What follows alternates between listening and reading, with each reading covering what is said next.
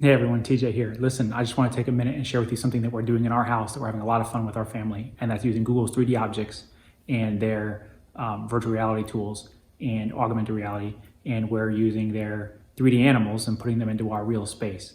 And it's really cool. It's a lot of fun. You can do this with most new devices, iPhone 6 and newer, I believe, and Android 7 and newer, I believe you can do this with. It doesn't require any expensive tools. You don't need a computer or anything else to do this. There's no expensive software in Photoshop and all that. It only takes a couple minutes. We're gonna switch over to a recording of my screen. I'm gonna show you how it's done and have a lot of fun with this. All right, everybody, let's get into this really quick. I'm on my iPhone. Again, you can do this with Android as well, with some of the more recent versions of Android and iPhone 6 and newer, 6S and newer, I believe, and different browsers, Chrome and so on. We're going to use Safari, so I'm going to jump into Safari real quick. And these are just some of the different animals that you could search with. There's a whole lot of different options here: wolf, turtle, snake, raccoon, octopus, macaw, lion, and so on. So find yourself an animal that this works for.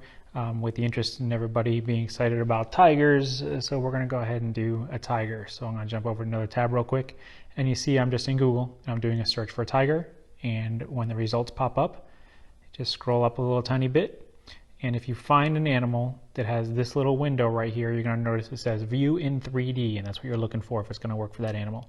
When I click on view in 3D, another window opens. There's my living room, and if you got good lighting, see if I can get him to show up here. There he is, and with my finger I can just touch and move him, and I can pinch and shrink him down just a touch, and so there he is standing in the living room, and my wonderful assistant is going to step up there for effect so you can see where he is. Move back a little further, and you got to get a little lower. There you go, and she's touching him on his back leg or butt or something right there. I don't know if he likes that or not. Now she's patting him on the head. That's nice. Nice tiger. He's a big tiger. Oh, he's just opened his mouth real big. Okay. So I'm doing a screen recording, obviously, so that's how you can get some video in it if you want to do that with video, so you have a real animal moving.